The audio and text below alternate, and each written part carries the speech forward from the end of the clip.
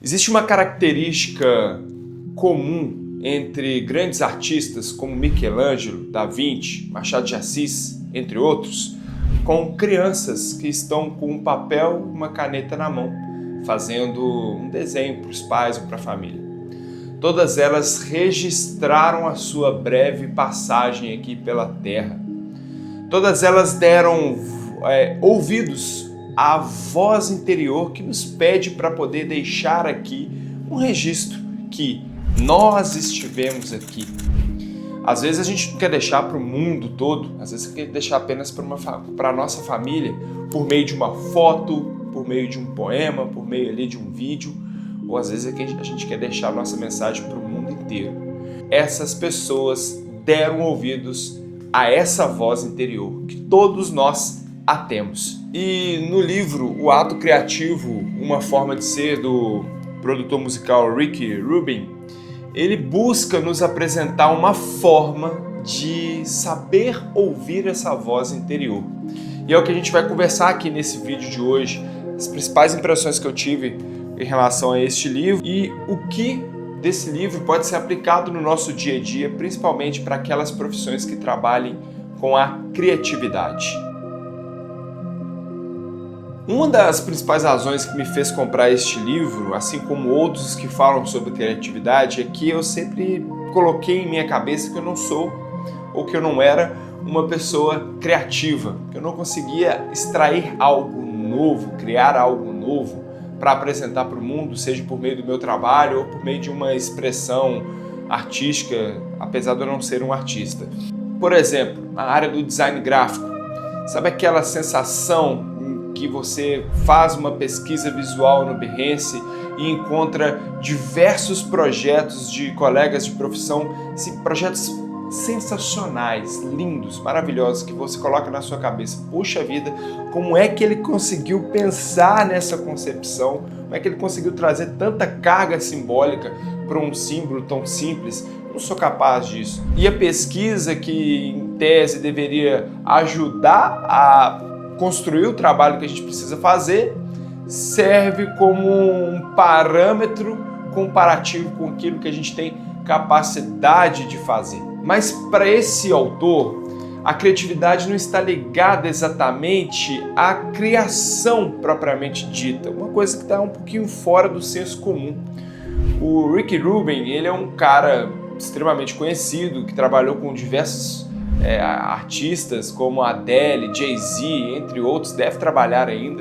Então é um cara que entende do assunto. Então a gente pelo menos tem que ouvir o que ele fala com um pouco de atenção. E ele liga a criatividade não especificamente com o ato da criação, ele liga a criatividade com o ato de percepção. Eu acho que isso muda muito o jogo e a forma com que a gente enxerga o ato criativo. Se a percepção é uma característica muito importante no aspecto da criatividade, a gente observa que a criação é somente uma parte do processo da criatividade como um todo. Ele fala isso no livro. E a gente aguçar essa percepção em relação ao nosso redor torna-se um fator chave para ter a criatividade bem latente na nossa vida. Ele fala isso logo já aqui no início do livro, na página 24. Ele fala que como artistas buscamos restaurar aquela percepção infantil, um estado mais inocente de encantamento e apreciação, não atrelado à utilidade nem à sobrevivência. Olha que bacana, eu lembro quando eu era pequeno, era criança, eu tinha os brinquedos, os carrinhos, os bonecos, mas uma das coisas que eu gostava de brincar bastante, era com caixinhas de pasta de dente, porque elas serviam como uma espécie de nave espacial ou um ônibus, na época eu gostava de dois filmes, Star Wars e Velocidade Máxima. E eu lembro que essas caixinhas elas poderiam ser amassadas, danificadas, simulando uma batalha no espaço ou simplesmente as batidas do ônibus quando ele fazia o seu trajeto. A criança ela consegue desvirtuar o uso utilitário de determinado item. A pasta de dente ela é um produto, é uma embalagem que serve para aguçar a venda, serve para promover a venda da pasta de dente e para armazenar o produto.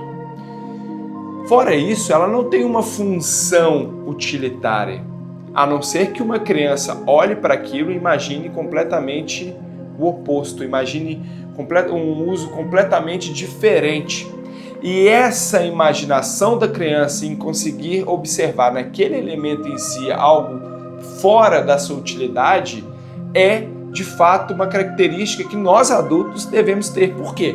A gente pensa hoje só aquilo que é útil e aquilo que é útil talvez até para a nossa sobrevivência ou para ampliação do nosso conforto. E se no nosso processo de criação esses dois elementos estiverem em destaque, forem considerados os principais elementos, bom, a gente já começa com um grande entrave para a nossa criatividade, e isso eu concordo em gênero, número, grau com o Rubin. Não quer dizer que eu consiga fazer isso no meu dia a dia, porque de fato, por exemplo, na construção de uma identidade visual que um design gráfico precisa fazer, ou uma construção de uma campanha publicitária, você precisa sim, em algum momento do processo, considerar que aquela criação, que aquela obra tem uma utilidade, tem uma finalidade.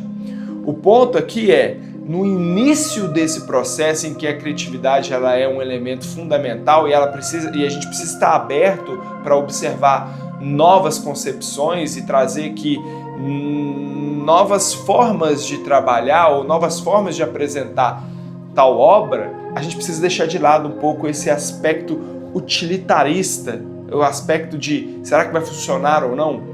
Isso tem que ser deixado de lado, principalmente nesse início de processo. Veja se isso já aconteceu com você. Você precisava entregar alguma coisa, tinha prazo, tinha tudo, e veio aquele famoso branco, que nada mais nada menos, o branco ele é uma pressão pelo resultado. E essa pressão está intimamente ligada à utilidade, está intimamente ligada à funcionalidade que aquela obra vai ter. Então veja bem, é uma linha muito tênue, né? A gente discutir sobre funcionalidade da obra, principalmente quando não é uma obra puramente artística, existe ali uma função, mas é preciso transitar entre dois mundos, o mundo da utilidade, mas principalmente o mundo da percepção e da visão livre daquele objeto, daquela obra, para, de fato, conseguir sair desse branco, sair da inércia. Então, manter uma percepção ativa a tudo que nos cerca e esse olhar, e buscar restaurar esse olhar infantil de encantamento, de espanto para as coisas que nos cercam, é um elemento chave para destravar a criatividade. Qual é o momento da gente fazer isso? Para o Rubin, a gente tem que fazer isso todos os dias. A atividade de percepção ela passa a seguir a nossa rotina, seja fazendo uma breve caminhada, uma caminhada reparadora, ou fazendo uma viagem, ou até mesmo acordando, observando o nosso redor. A percepção deve ser trabalhada a cada momento. Um grande erro é deixar a percepção ser trabalhada somente quando a gente precisa de fato estar dentro de um projeto criativo, porque as ideias estão aí. Então, na concepção do Rubin, nós somos como se fosse uma antena de rádio, em que as ideias já existem, os sinais delas já estão por todo lugar, nós só precisamos sintonizar e captá-las. E aí, no momento certo, vamos construí-las, vamos experimentá-las. O Rubin fala que o processo criativo ele é subdividido em três, como semente, experimentação e construção. Semente, basicamente, é esse processo que nós temos ao longo dos nossos dias, que é captar, escrever tudo aquilo que nos impacta, aquilo que nos espanta ou nos encanta, a gente anota, registra para que seja usado no futuro. E aí, quando esse futuro chega, a gente passa para o processo de experimentação. Ou seja, a gente vai observar se aquilo observado no passado tem potencial. Se for interessante, nós passamos para a terceira etapa, que é a construção.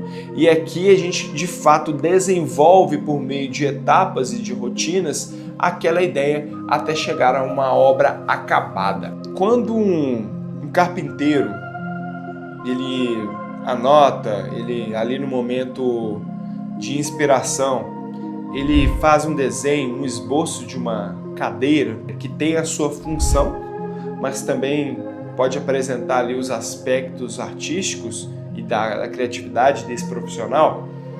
Ele registrou essa ideia.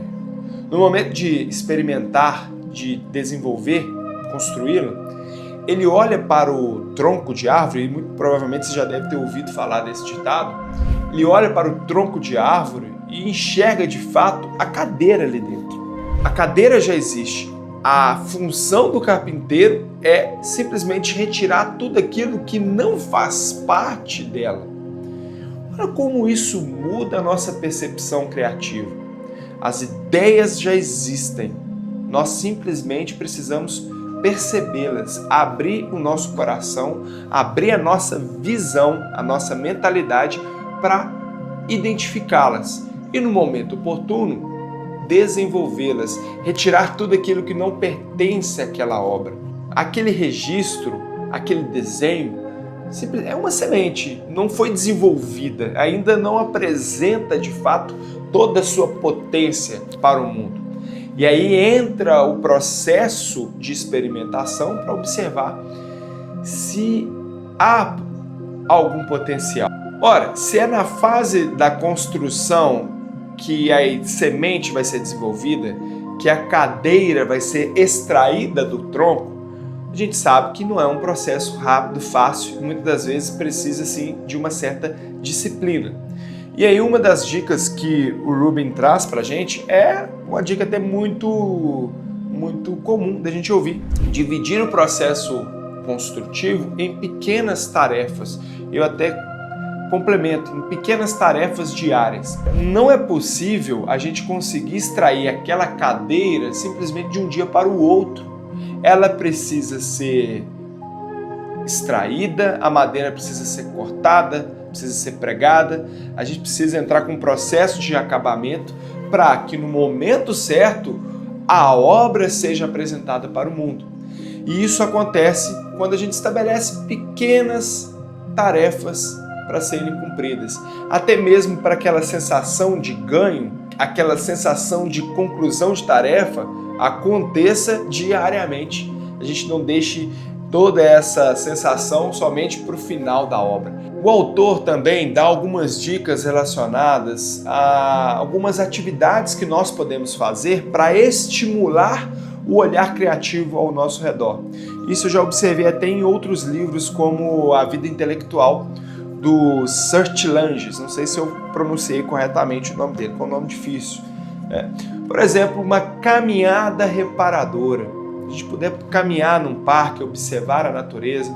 Nós temos uma rotina e o que é comum da rotina são os elementos se repetirem, serem similares. Então, nós vamos trabalhar no mesmo lugar, no mesmo ambiente, usando o mesmo computador, usando as mesmas ferramentas, e isso tende a desligar o nosso cérebro para a percepção de coisas novas. Buscar sair desses ambientes, encontrar novos ambientes, novos lugares e buscar de maneira ativa perceber esse ambiente é uma atividade que pode sim estimular a nossa criatividade. Agora, olha se isso já aconteceu com você. Você registra uma ideia, teve uma ideia sensacional, a desenvolveu, construiu, gastou o seu tempo, seus recursos para apresentar essa obra para o mundo. E quando ela está pronta, você olha para ela e fala: puxa vida, ficou uma porcaria, eu detestei. Eu criei uma melodia, criei uma letra e quando aquilo se transformou numa música, eu simplesmente detestei. O Rick Rubin também traz um termo para nomear esse fenômeno psicológico. Ele chama de papancha. Um nome bem esquisito, né, que o Rubin trouxe em seu livro, mas é um conceito budista que serve para descrever essa avalanche de pensamentos que acontece, principalmente quando há envolvida alguma criação nossa. Então essa avalanche de pensamentos, essa conversa mental que existe em nossa cabeça, revelando uma insegurança, foi nomeada como Papancha, um conceito budista que o Rubin trouxe. E nomear esse conceito é importante porque a gente passa a percebê-lo com uma facilidade maior. No momento em que a gente olhar para aquela obra e sentir toda essa avalanche, pô, estou sofrendo um ataque da papancha, do bicho-papão. Para o Rubin, quando a gente nomeia toda essa insegurança que é resumida por meio dessa avalanche de pensamentos, nós conseguimos primeiro identificar de fato essa insegurança e dois, nós trazemos para a consciência toda vez que esse processo acontecer com a gente. Ora, reprimir, renegar, dizer que ela não existe é a pior maneira de enfrentar um problema. É preferível saber que isso acontece com a gente, saber que ela tem um poder sobre nós, para que o poder que ela exerce seja reduzido ao longo do tempo e não nos trave. Então, eu digo que sim, não só para artistas de uma maneira em geral, mas para todas as pessoas que precisam trabalhar com novas ideias, novas concepções nas suas atividades. Para aquelas pessoas que ao longo da sua vida silenciaram aquela voz interior que visa trazer para a gente uma maneira mais bela de enxergar o mundo, de fato conseguir enxergar a beleza nas pequenas coisas, que a gente perde isso ao longo do caminho, ao longo da nossa rotina e das nossas preocupações diárias. O Rubin até encerra no seu livro a ideia que quando você contribui para o mundo com o seu ponto de vista, os outros podem vê-lo. E eu acrescentaria que nós poderíamos também nos ver melhor e enxergar todo o potencial que nós temos para poder apresentar para o mundo como um todo.